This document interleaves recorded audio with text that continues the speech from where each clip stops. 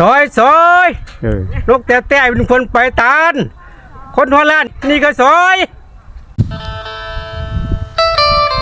ตกมาปีมะล่ำหาวคือเท่าเขี้ยดอกพักแหวนเศรษฐกิจก้าวแลนคือรถไฟสีอวยโค้งลงคอยไหลบ่ทันปี66นี่ละท่านคือปีแห่งสังคมสูงป้าหรือลุงเอาให้เตือนสายอย่านอนหมู่เดี๋ยวนี้สับสนสู่หลายแนวแต่ได้เสียงหมอลำก่อนจังขาน้อยบางที่จ่อยหอดเป่ามือล่างจะได้เย็นยี่เอามือเดบ่สุ่นถึงการบันเทิงล่างจะเปลี่ยนบรรทุกดังเฮียสำเภาค่าล่างเทนักไปหนาคือกุล่าหามักนุนล่างเทเป็นจังบุญบ่พ่อได้กับพัดได้ล่งทายพันว่าดีพี่น้องเอ๋ยเชิญพ่อแม่พี่น้องติดตามเราฟังล่ำก่อนจากคุณแม่ดวงสมรเสียงระฆังทองได้เลยครับ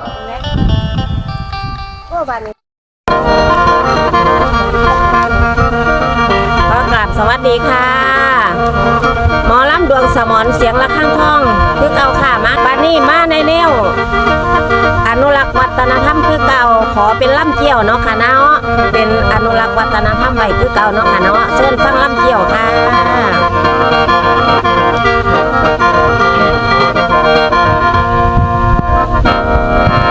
เอาล่ะรักให้รักศาสนาพระมหากษัตริย์ราชธรรมนูญเพิ่มพูนยืนยงมั่นคงถาวรพุทธันดรนาวาสาและจังหวะชาติเอ้ยชาลาชาติได้มาผ่านชาตินั้นต้องมาไล่จังหวะไทยเอ้ยไทยอย่ามีฝอยอย่ามีเอียงการเมือง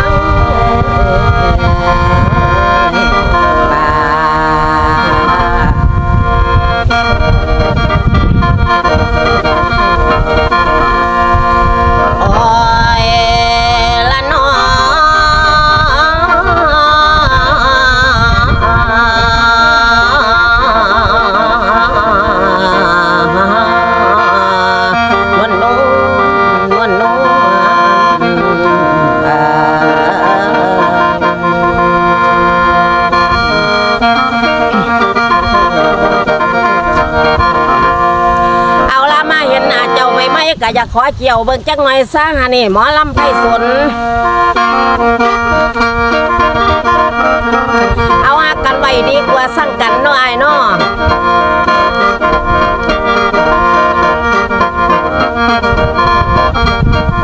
เอาเด้อข้ามาเห็นหน้าโอ้ยมาเห็นหน้าปัญญาเห็นไข่มาเห็นหน้าปัญญาเห็นไข่ใส่พ่อบัดด้วยแก้วแววตาประมาณนี้ในโลกนี้ในโลกนี้ที่หนึ่งยังไข่ไฟกะมืนตามองสองดูเบิดแล้วพอเห็นงามคือเจียวเววดาสิสนาวันตาพยอสมัยวันตาพยอสมัยสิวิไลสวยเด่นนาภาสิวิไลสวยเด่นนาภาโตเอ้ยอันนี้จะไม่มีใครไข่ป่าไว้นั่นหลายมือไว้นางลำเดียวทองนั่นหลายมือนางลำเดียวทองบ่เห็นงามจังไงเดินผ่านไม่ตายิ้มบอกก็น่ายิ้มบอกก็น่ายอดพี่สิสมัยสิวิไลคนรักเด็กพอดีลองยิ้มพอดีลองยิ้มสิดูกันน้อยยิ้มเน็ตแต่พอหนูน้อยยิ้มเน็ตแต่พอหนูน้อยยิ้มหน่อยเวลาจะลำยิ้มหน่อยพอดารายิ้มหน่อยพอดาราพี่จ๋ายิ้มด้วยยิ้มมองพี่จ๋ายิ้มด้วยยิ้มมองยิ้มเน็ตเกิดพอลูกทองให้ผู้หญิงเขามองให้สุดเราไปมองดูเจ้าปันเงาในเวียนมองดูเจ้าปันเงาในเวียนแหวนใส่ก้อยสี่เหลี่ยมใส่แมบมาเปลี่ยมแมบมาเปลี่ยมเสียงดังเสียประจันเป็นมันดำโดกดังเห็นตาใส่พอหยับเป็นใจเดียมใส่บนจากวันเด้อพี่บ่มีจังเกิดซ้ำคำเบาจริงก็รักจริงน้องรักจริงก็รักจริงน้องรักจริงให้ใครไว้ว่านรักเลยนะคุณถ้ารักน้องก็บอกว่ารักถ้ารักน้องก็บอกว่ารักไม่เคยออกจากพลอกก็ลงชายรักแล้วละไม่มีนานรักแล้วละไม่มีนานไม่มีวันหายถึงตายก็ไม่เลืมไม่ลืมไม่ลืมไม่ลืมไม่ลืมไล่ลืมไปไล่ลืมไปบ่บังคล้องลืมง่ายไล่ลืมไปบ่บังคล้องลืมง่ายตายสาบ่ได้ไฟใหม่กับบ่ไล่ให้น้องไล่ลืมไปบ่บังคล้องลืมง่าย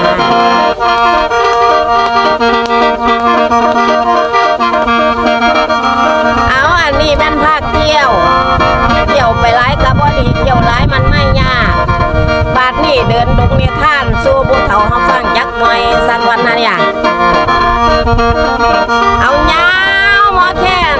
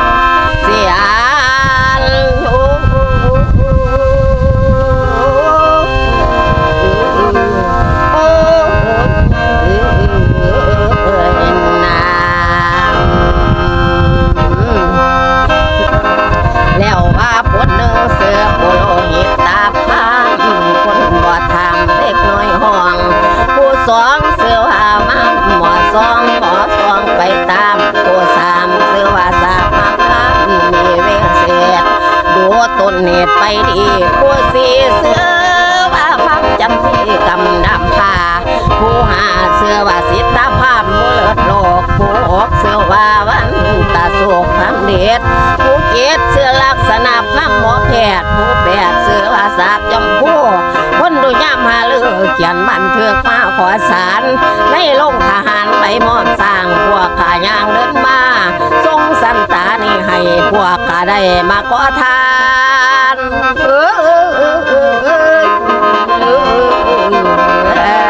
นี่แล้วเอาละฮะนี่ในรักการลูกแก่งกะแรงกะละพำว่ากันเลยล่าเลยทำไม่กินทีละกะพำได้สร้างที่ไม่สร้างทำมันดีใจละพยังไปถึงก่อนทำจังที่มันย่อนดีใจสมเสือฟังเสียงแตกปืนดังอย่างละพำลำเด็ดใส่กำเขาใหญ่มันกะลิงทำมันดีใจไรเสียหนังสือเต็มว้า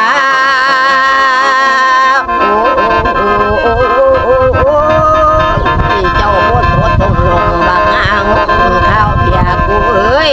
ถ้ามาโนแข็งปุงขออะไรว่าขี่มาอันว่าหน้าเข้มสร้างของเป่าองค์ในย่อเยินหัวไปเป็นเกี่ยวพามทอกันน้องเดินไปกับไปถอนบักงาว่านเขาเพียกูเอ้ยให้เจ้าย่างเลี้ยงลางยักษ์ข้าข้างบอนสีไปสร้างบักเดือบักงาขาวขึ้นคือบักเขาเสือบ่เรียกขาเพียสิพาเจ้าไผ่สันเอ้ยพาไปจิ้มยอดไปไล่สร้างบักเดือเสือแน่บ่คนฟังเอ้ยเสือสร้างสาวหมอลำขันแน่บ่เสือแน่บ่คนฟังเอ้ยเสือสร้างสาวหมอลำดวงสมอนขันแน่บ่ขันหมู่เจ้าบ่เสือหมอนนั่งลำกะสีขีมือพายเมืองน้องหานน้องคายบ่อนมันไม่ลมแบงบ่อนผู้สาวปอดพอแพงโอยเป็นปุ่มว่าเลียนนำโอ้โห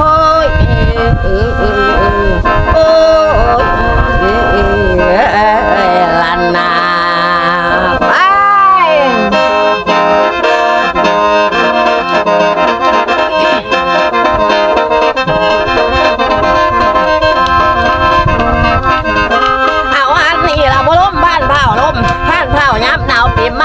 หมอนห่วงง่ายน้ำซึ่งโหมวังละก็จึงได้ตั้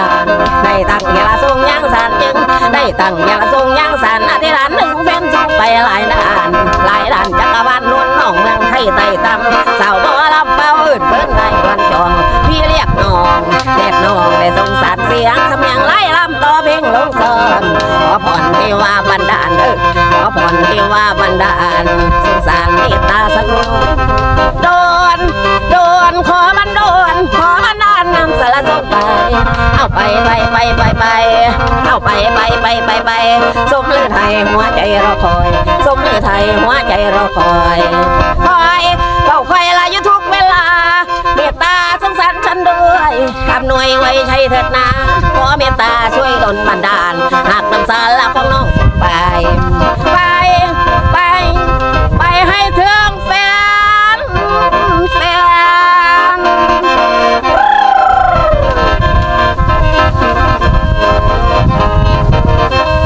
ของน้องแถวดอนก่อนแก้วกาลสินบัวแก้วริมน้ำบางเปล่าเลยเรื่องเจ้าเขาเขตสากลเลยเรื่องเจ้าเขาเขตสากลเพื่อนครพนมน้องไปชันเดินไปกั้มสารคามสงขลาเดินไปกั้มสารคามสงขลาลอยคำแห่งเก้าสานน้องส่งไป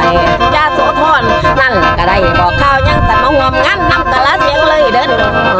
เคียงลมเลียงเลยไทยเคียงลมเลียงเลยไทยใจส่งไปในสารวานขอไม่วานนำสารสองแฟนเอาแฟนเอาแฟนตัวแหลมทองของไทยตัวแหลมทองของไทย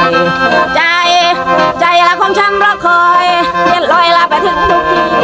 จะมีใครใดสงสารขอประทานด้วยใจมันคงหักนำส่งลาของน้องไปละให้ถึง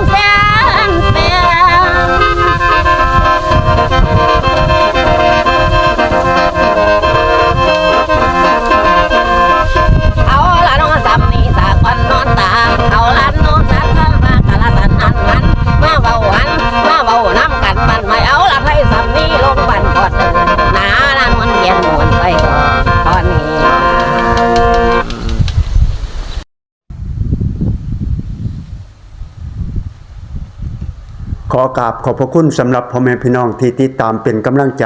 ให้กับกลุ่มศิลปินลำก่อนลำแค้นของคุณพ่อไพศาลเฮาไฟกับคุณแม่ดวงสมรน้อยเสียงระฆังทองเด้อครับศิลปะลำก่อนลำแค้นนับมือสิหาฟังยากเพราะฉะนั้นจังอยากสิให้ซอยกันรักษาเพื่อลูกเพื่อหลานเฮาสืบต่อไปมีบุญมีงานอยากได้หมอลำก่อนลำแค้นไปสมโพธิก็อย่าลืมไปหามาแวได้เด้อครับคุณพ่อไพศาลเฮาไฟกับคุณแม่ดวงสมรน้อยเสียงระฆังทองบ้านคำไพ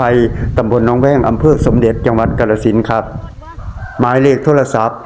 093 064 9118ติดต่อได้เด้อครับ